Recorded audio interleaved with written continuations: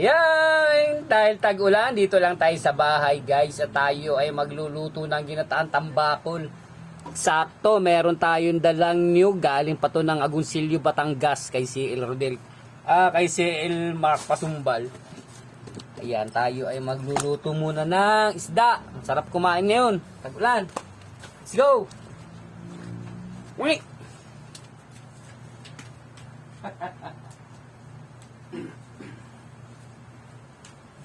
Yan guys, tayo.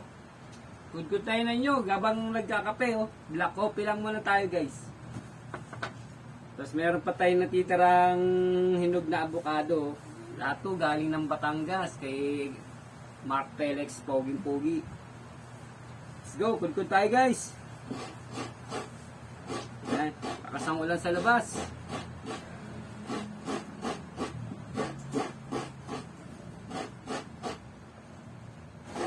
Guys, baka naman dumaan sa wall mo tong ginagawa ko. Baka naman pwedeng palambing kahit isang like lang. At pakishare mo na rin guys. Mas maganda kung ipapalo mo yung aking Facebook page. At mag-subscribe ka na rin guys sa aking YouTube channel, Junior Vlogs PH. Malaking tulong na po yan para po sa aming mga content creator. Para po makatulong po kami sa aming mga pamilya. Sa aming mga anak po, sa mga kapitbahay po namin na wala pong bigas. Bigyan po namin sila ng pagkain sa araw-araw po. Yan, maraming salamat po sa inyo guys, sa mga followers po namin, yung Junior Vlogs PH. Baka naman, yung mga nag-unsubscribe, mga nag-unfollow, baka gusto nyo nang bumalik. Ayan, malaking tulong na po yan sa aming mga maliliit na content creator, yung ma-follow nyo kami, ma-subscribe nyo po yung aming mga Facebook page, mapanood nyo po yung aming mga video sa YouTube. Ayan, ganun din po sa inyo guys ha. Mag-ingat lang po kayo palagi, lalo na sa panahon ngayon, malakas ang ulan, ang hangin, madulas ang kalsada, marami tayong dinaranas na baha. Ingat-ingat po kayo guys. Kaya mas maganda, manatili po muna tayo sa ating mga tahanan, kasama natin yung ating mga mahal sa buhay. Siyempre, kain-kain. Ayan, makapag-plastikan lang tayo sa kanila, di ba guys? Ito na lang ang buhay. Chill-chill lang ba? Yan. Kaya maya, maluluto na siguro to guys. Ayan. Binabati ko nga pala yung aming kapatiran sa Alpha Kaparo. Ayan, kakatapos na ng aming 53rd anniversary ng Alpha Kaparo Nationwide. Long live sa inyo lahat guys. Yan, nakaraos na naman ang ating kapatiran sa loob na isang taon. Yan, 53 years na yung ating Alpha Kaparo guys. Long live sa ating lahat. Ayan. Okay, tuloy lang tayo sa pagkayod. Turuan ko nga pala kayo kung paano magkayod ng pantay para hindi sayang yung inyong nyug. Ayan kaganyang pantay lang guys Pag nagkayod kayo, huwag masyadong madiin na ganyan. Dahan-dahan lang, lalo na pag matalas yung inyong kayuran, dahan-dahan lang siyang ganyan. Kasi pag ginanong-ganon nyo yan, di ninyo na malakas, matutuklap. Tapos makapal yung nyug. Mahirap siyang pigain kasi nakamanual lang tayo guys Gagata tayo ng tambakol, lalagyan natin ng maraming gulay. Dalawang nyug nga pala yung gagamitin natin guys para mas masarap, mas magata. Tapos yung medyo naglalatik-latik na yung sabaw. Yan! Sarap. Yan guys. Bago ko nga pala makalimutan, pasensya na po yung ating mga nag-imbita ng charity event ngayong araw, August 9. Meron po akong charity event sana ngayon sa Binangunan, Rizal. Yan, hindi ko matanda kung sino ba yung nag-invite, anong grupo. Yan.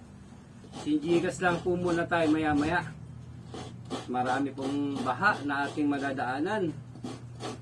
Nandito nga po pala ako sa North Caloocan, tapos kung babiyaya ko ng Pabinangunan, Rizal, medyo distance too far po. Kaya ano lang muna ako guys. Through Gcash lang muna yung aking suporta. Yan sa inyong charity event ngayong araw. Go. Yan guys, oh, pantay siya. Oh. Ayan. Yan.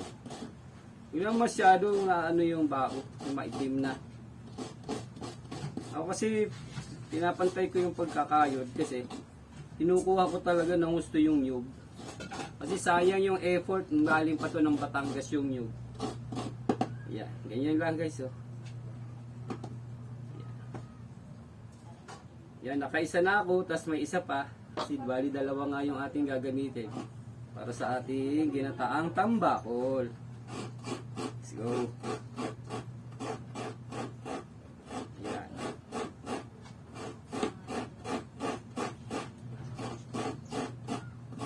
May nakapasok na langaw.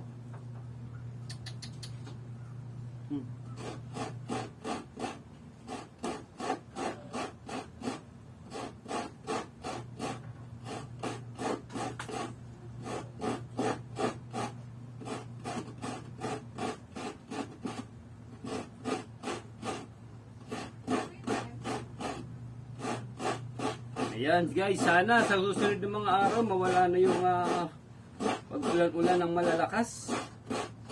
Sa August 16, meron din tayong charity event. Ayan ang Team Wagas naman. Kanilang venue ay sa Indang, Cavite. Ayan, pagka-swinerte tayo, tuloy tayo ng Batangas ulit. After charity. Gala-gala na naman tayo guys.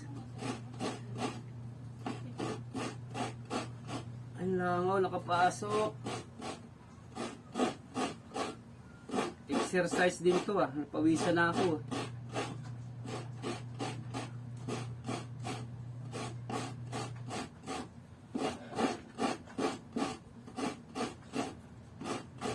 Importante rin yung guys, meron tayong kudkuran sa bahay. Tapos meron tayong nyug para hindi na tayo bumibili ng nyug, hindi na tayo nagpapakayod. Ang mahal-mahal lang nyug dito sa Maynila. Alam niyo ba guys, ang nyug sa probinsya, sa Batangas, 7 pesos lang isang kilo. 4 kilo ang bintahan nila ng nyug doon. Dito sa atin, ganito kalaki, 55 pesos na. Makakatipid tayo ng konti, maski pa paano guys. Nakatulong ka na, nakagala ka pa, nakapag-uwi ka pa ng kung ano-ano galing probinsya.